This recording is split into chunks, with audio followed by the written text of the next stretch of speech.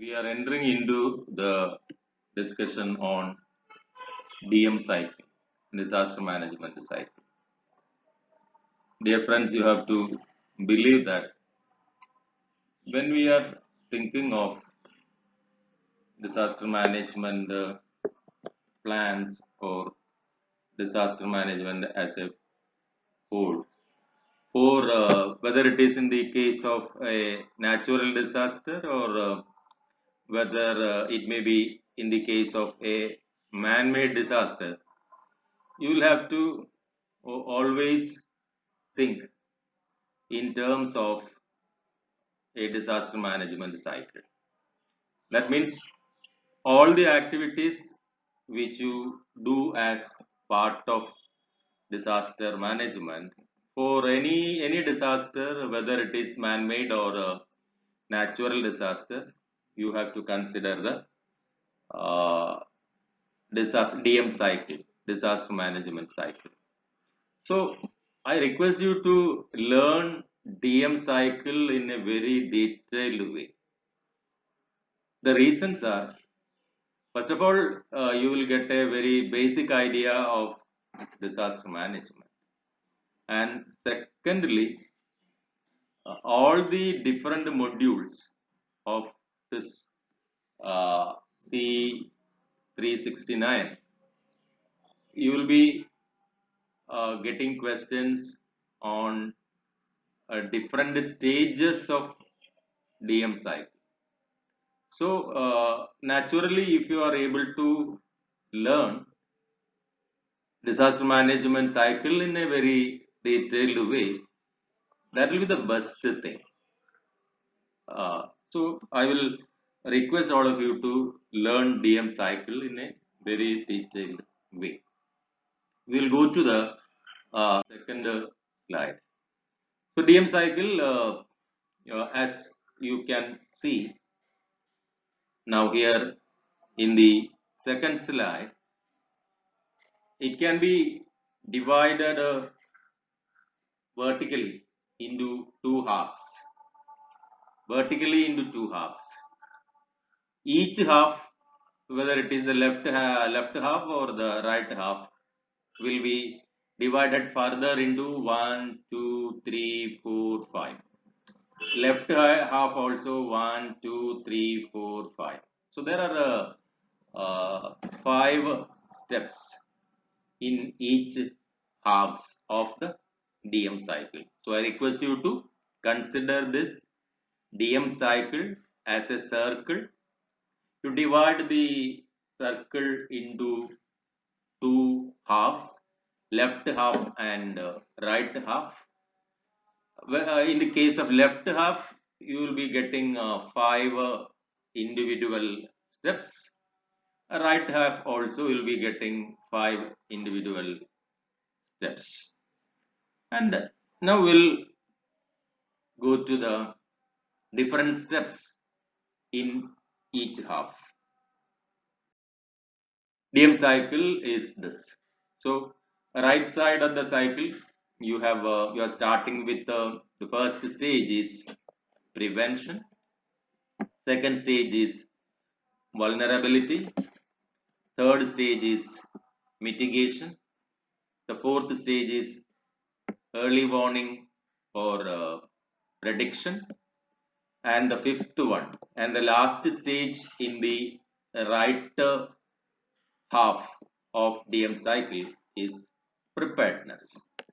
So all these different stages of the right side of the cycle, half of the cycle, it is known as that will form risk management.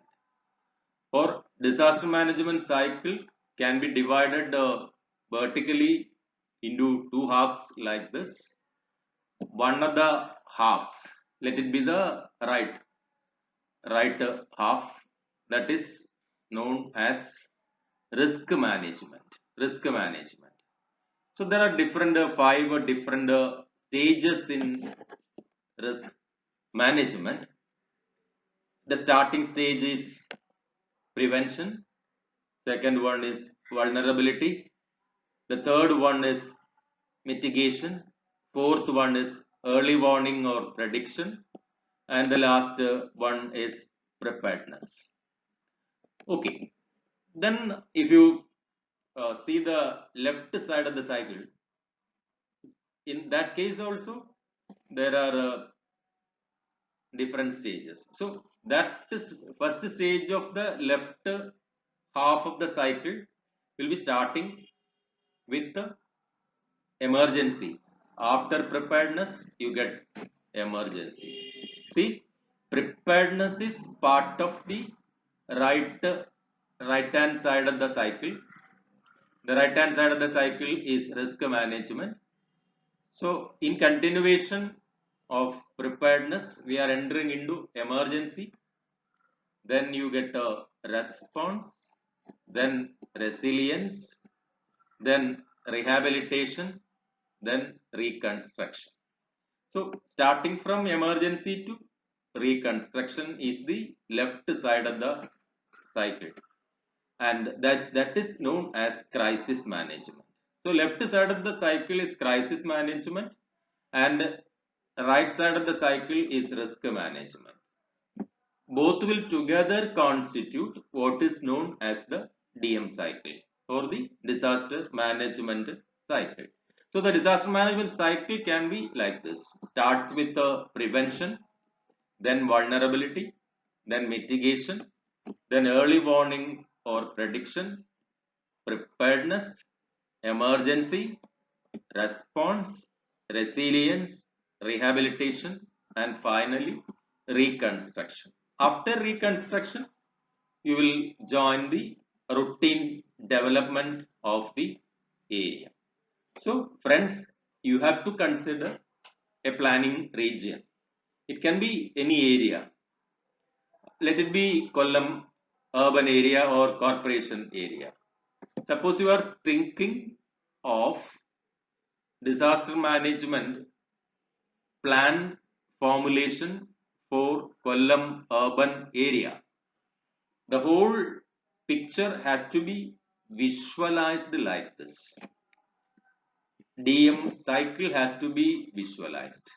It starts with prevention, then vulnerability, mitigation, early warning, preparedness. Up to this is known as risk management. One of the most important point which you have to remember here is that risk management part is always being done before the occurrence of any event. It can be whether it is a natural disaster like a cyclone, a landslide, a flood, an earthquake, anything, or whether it is the case of a human induced disaster like COVID-19, the pandemic. That is all the steps of the risk management that is half part of the DM cycle. All the steps are being done before the occurrence of the event. It can be any event. And similarly, equally important is that all the steps which we consider in the case of crisis management, like emergency, response, resilience, rehabilitation, and reconstruction, are being done after the occurrence of the event, whether it is a natural disaster or whether it is a human induced disaster. So this part of the syllabus, it is actually, we are actually in the first module, and this part of the syllabus is very important. Especially DM cycle is very important. You have to learn DM cycle like this. It is considered as the cyclic activities which which you are going to do before the occurrence of any event and also after the occurrence of the event. So you may ask a question: both the these post-disaster and pre-disaster steps, stages, are they important in all the cases? The basic assumption is that uh, as far as disaster management is concerned, both risk management and crisis management half circles are important for the case of any disaster. All those activities which you do before the occurrence of an event, they constitute what is known as the pre-disaster stages, known as the risk management. And all those activities which you do after the occurrence of the event, they are known as the crisis management. So I think this part of the discussion is very clear to you. Now we'll go to the next slide. So what is uh, risk generally? I think before entering into that discussion, again you have to consider the half circle of the cycle, which is present in the right hand side as risk management, and left hand side as the crisis management. So this is actually the pictorial visualization of the term risk. I'm actually showing you the representation of the term risk, and this is crisis. Now, what do you mean by the term risk? Risk is chance of injury or loss. The definition: measure of probability and severity of an event, of adverse effect to health, property, environment, etc. Chance of injury or loss, or the measure of probability and severity of adverse effect to health, property, or environment. And the characteristic features of risk are: it can occur within any social system. When there is change in the social systems, the intensity of risk varies, because with the varying functions of social systems, intensity of risk will vary. What does it mean? It's actually very simple. A society which is having, for example, old age people, number of old age people more than the younger generation. One situation. Another situation, another society where the number of young generation people is more than the number of old aged people. These two societies, the will be more in a situation where the number of old age people is more. That means risk is a parameter which can change with the change in social systems, functions of social systems, etc. So we'll discuss this in a detailed way later. Now we are actually entering into uh, a very typical definition of risk. Risk can be defined as the probability of an event to occur, and the negative consequences arising out of it. So, based on this definition, you are able to uh, do the risk analysis. You may be given a situation where you are going to analyze the risk of a particular area to a particular event. Particular area means, for example, Kollam urban area, so geographical area, and the event which you are going to consider, for example, is urban flood.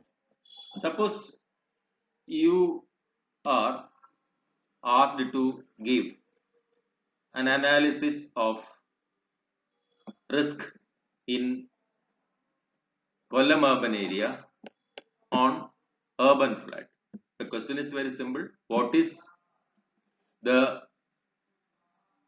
risk of urban flood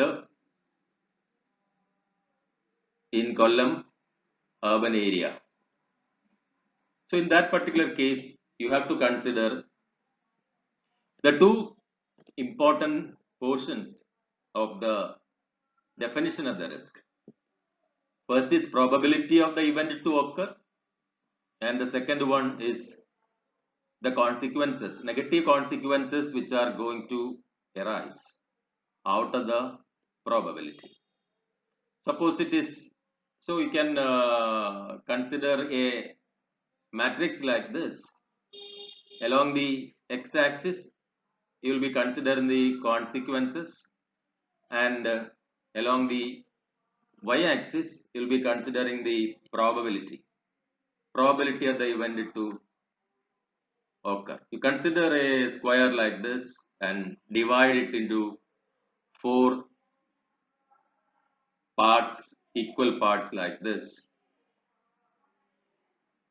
Along the x-axis, you consider the consequences, and along the y-axis, you consider the probability. And what I have given here, that is low like this, is a situation where the probability of the event to occur is less, consequences are also less. But if you come to this MOD means moderate. Moderate means the consequences are more, but probability is less, right? And this H is actually high risk zone, where consequences are higher, probability also is high risk. And if you consider the moderate part, here also you get another moderate part where you get probability is high, but consequences is less. The reverse of this. Actually, these two are related along the relationship like that. Okay. So this is the simple way of analyzing it, and we will consider the question which I have already asked. That is, what about the probability of uh, probability? What about the probability of urban flood to occur in Kollam Corporation area, and what are the negative consequences? Probability, when you consider, you will see that the probability factors are more. For example, climate is a factor. Climate is a factor. That means you get about 3000 millimeter of annual rainfall in Kollam Corporation area. So water availability of water is more there, and proximity of water bodies like estuaries, sea, etc. there. It's a low-lying area. Geographically, it's a low-lying area. So probability is there, and that means probability is higher. Probability part is higher, and consequences. If at all it happens, do you get negative consequences more? And it depends on the availability, the precautions, availability of precautionary measures which you have taken in the area. And With regard to consequences, you can consider the population density also. Population density of Kollam Corporation area, being an urban area, it is more. So consequences in that particular site will be more.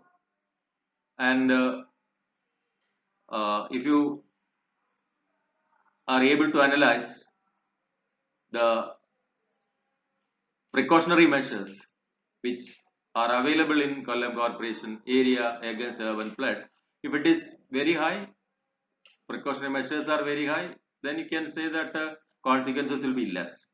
But suppose we have not taken any consequences to uh, resist urban flood, then the consequences will be more.